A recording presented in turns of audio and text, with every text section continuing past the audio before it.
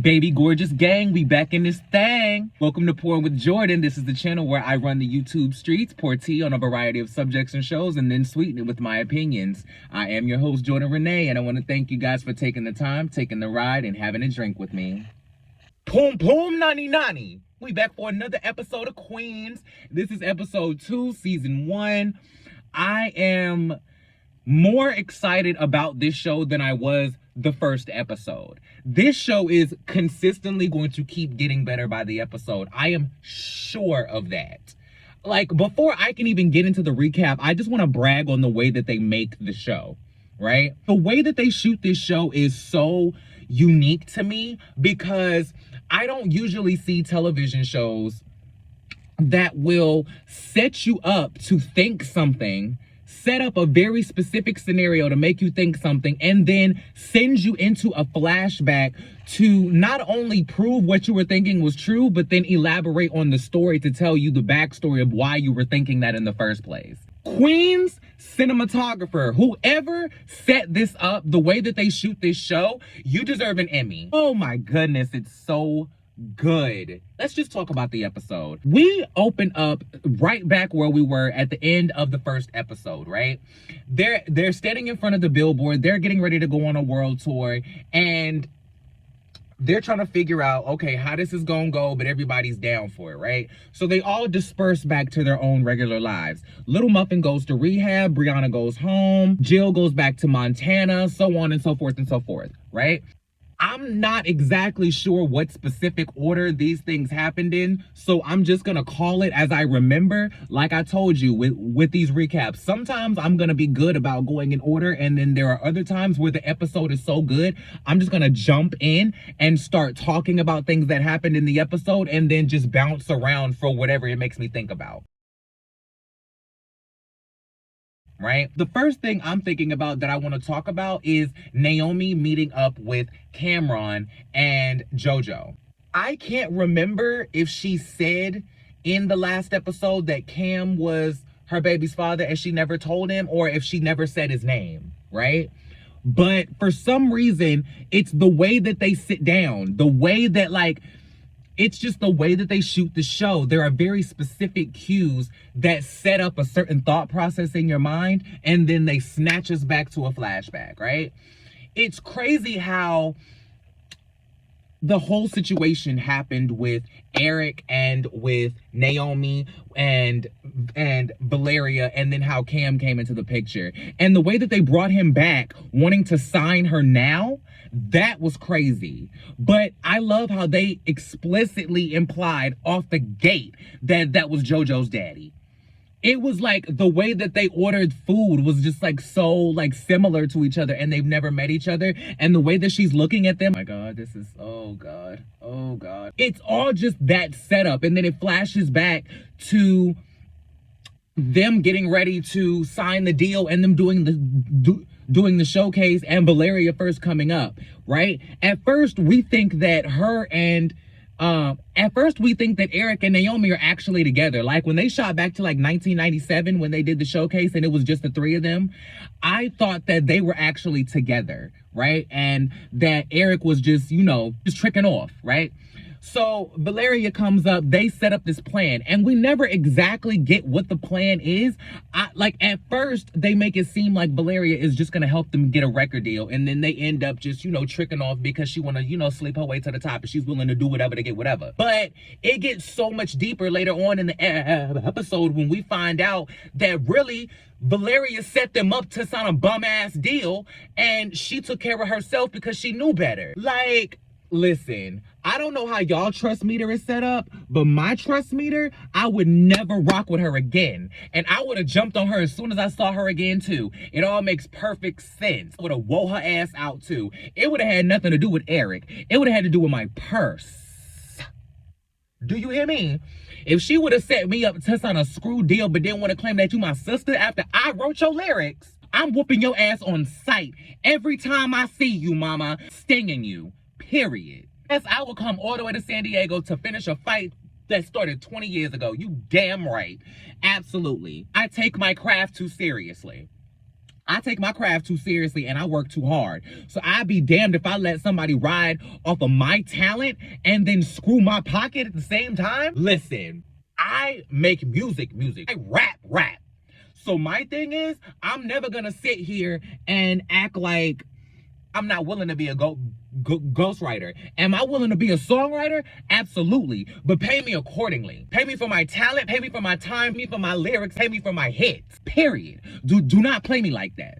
Right? I'm gonna be side-eyeing Valeria from now on. I don't give a damn how much she's changed, because the whole reason she came back to the group was on some fraudulent stuff anyway. So I don't even wanna I ain't jacking Valeria right now. Next, I want to go to Jill in Montana, and she laid up in the bed with Tina, right? She laid up in the bed, they having a good time. They're, you know, pillow talking about how nice it is to wake up to each other, right?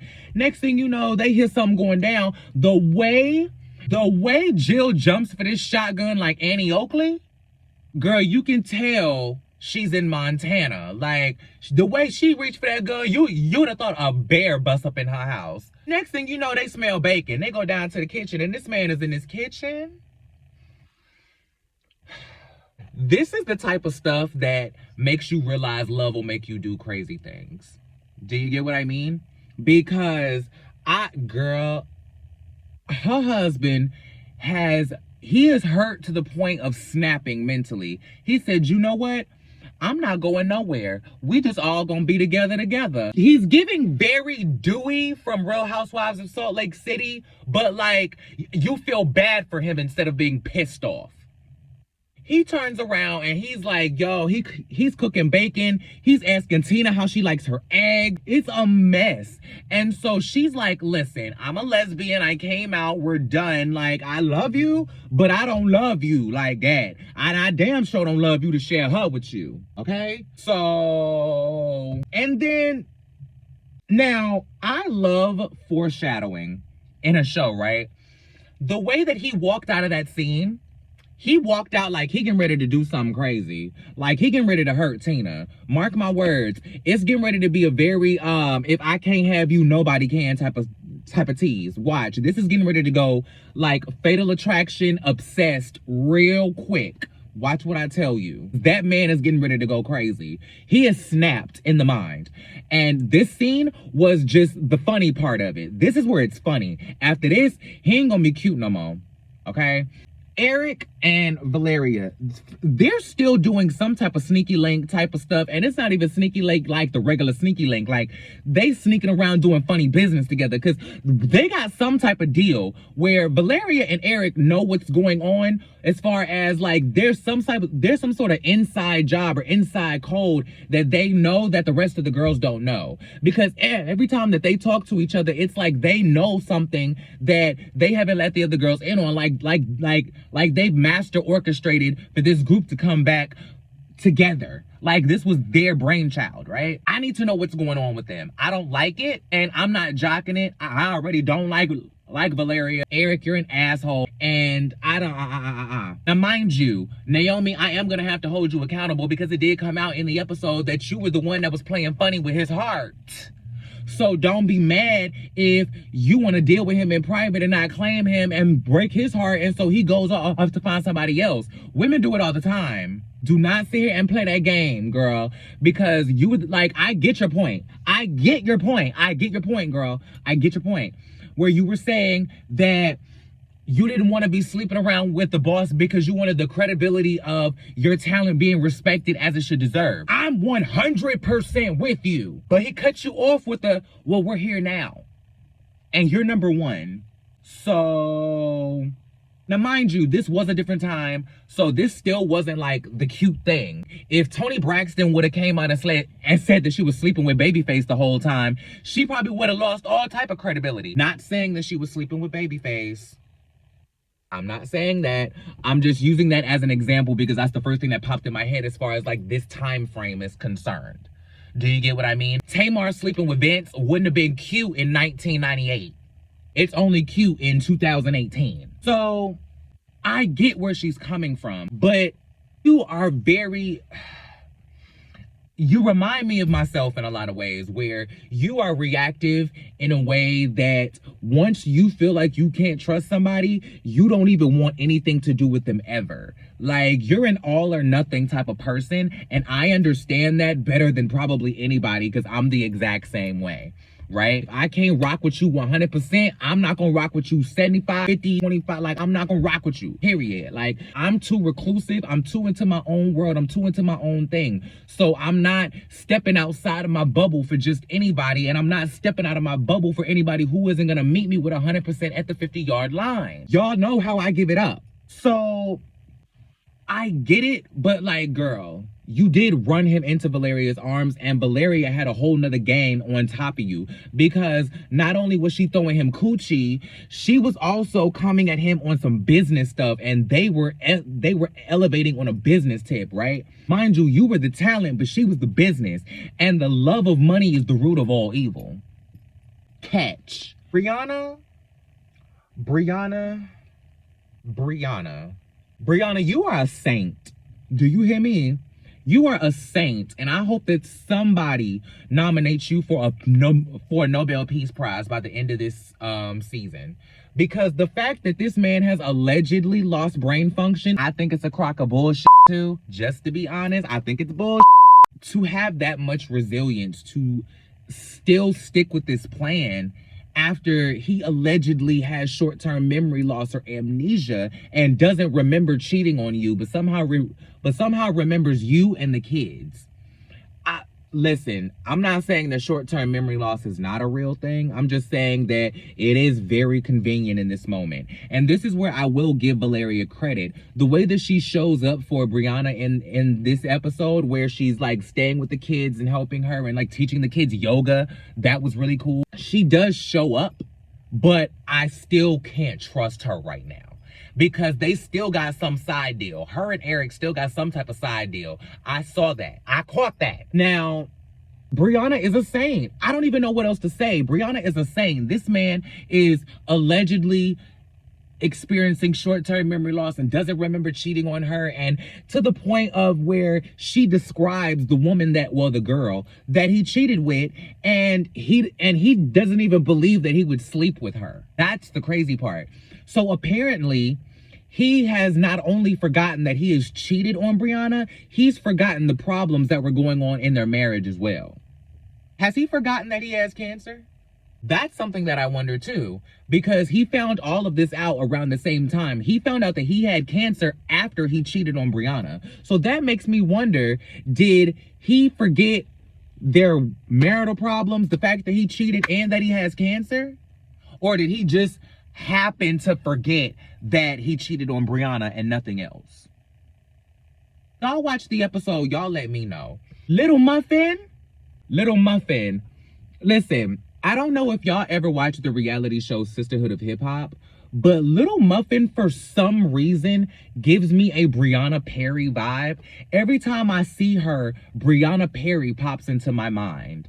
I don't know why, specifically, because it's clear that they're trying to make Little Muffin like a new, like this universe's version of like a Nicki Minaj, right? The way that they're molding her, she's basically walking around like Nicki Minaj in 2010, right? And that's cool or whatever. I just hope that somebody actually comes out and says it, instead of just putting her in all of Nicki's old wigs and outfits and just Anyway, she looks good though. But for some reason, Brianna Perry always pops into my mind. So this heifer is in rehab, and she ain't jocking it. She's like not feeling it. She don't want to be here no more. And so she ends up leaving, right? And she shows up to Jill's house. Or she shows up to Jill. She somehow meets up with Jill. I like the camaraderie that her and Jill have. Sorry, I'm looking for something, my bad. I like the camaraderie that her and Jill have. This special dynamic that they have in their drug addict past, I guess. But I like the camaraderie that they have, right? Because she is really a guide for Little Muffin, but Little Muffin is also helping Jill come into her own as well. They're trying to figure out how they gonna get this show done in San Diego. Eric is basically on the hook for at least $500,000 if they don't sell out. The show sells out in 12 minutes. Boom. Next thing you know, Brandy convinces the owner of the record company that Cameron came back to at the beginning of the episode when he wanted to sign her. She goes to the house, sings Wrecking Ball, which, mind you, she tore it the hell up. I just don't know why Wrecking Ball was the song that they chose for this moment. If somebody has any information on that, please drop down in the comments and let me know, because that was confusing. She sung it beautifully. Brandy is the vocal Bible, so let's not even play with her throat, okay? She is about to turn her back on the deal, or turn her back on the girls, go sign the deal or whatever, because it looks like she's not about to show up to the show in San Diego, right? And I could have seen her going either way with this decision. I could have seen her going and doing the deal, and then I could have seen her coming back to the group and doing what she did, right? On the edge of my seat, waiting. Now, all's well that ends well. She came back to the group. They killed the show. Poom, poom, nani, nani. I'm ready for the next episode. I wish this was not a weekly show. I wish they dropped the whole season at one time. This is the one show that I wish they would have dropped the entire season on. Do you get what I mean? Like, it's just so much going on in one episode, but it's like everything is like they're tying up loose ends from the last episode. They're foreshadowing the next episode. Like, Queens is on. They are on and they have it all together. That's pretty much all I got. If I think of anything else, I'll drop down in the comments and throw an opinion up. But that was really the bulk of what happened in the episode and the bulk of what stood out to me. So I hope that me pouring tea on all things Queens was entertaining for you. And I hope that my opinion sweetened the hell out of it and made you want to go and watch the episode, now streaming on Hulu, immediately after this video. If you don't, go and watch one of my other videos first. But thank you guys so much for taking the time, taking the ride, having a drink with me. I appreciate you guys so much. Make sure you guys tune into Hot Messy Topics Monday through Friday on Up and Adam with Down with Jason. Make sure you guys tune into Kempire. Make sure you guys tune into Anchor Watch on Down with Jason's channel. Make sure you guys tune into Ready to Watch on my channel. It's all going down this Saturday. It's me, Judgy Justice, Janelle Sunshine. The J3 from Hot Messy Topics are teaming up to continue the Housewives conversation over in our own Housewives cinematic universe on Ready to Watch. So it's gonna be a live chat. We're gonna have fun, and yeah, it's gonna be 5:00 p.m. Eastern Standard Time on Saturdays, rotating between my channel and Judgy Justice's channel. This week it's gonna be right here on Porn with Jordan. So I can't wait to see you guys. I can't wait for you guys to see us in our Power of J3 dynamic. And yeah, thank you guys for tuning in, and make sure you follow and subscribe to everybody. Follow Up and Adam, follow Down with Jason, follow Kempire, follow Judgy Justice, follow Janelle Sunshine, follow Bad and Bougie KM, follow the one Kristen, and I'll holler at y'all later, man. Peace. I ain't finna get out the car because I got somewhere to go, but I'm just gonna end the video here. Love y'all. Bye, baby gorgeous.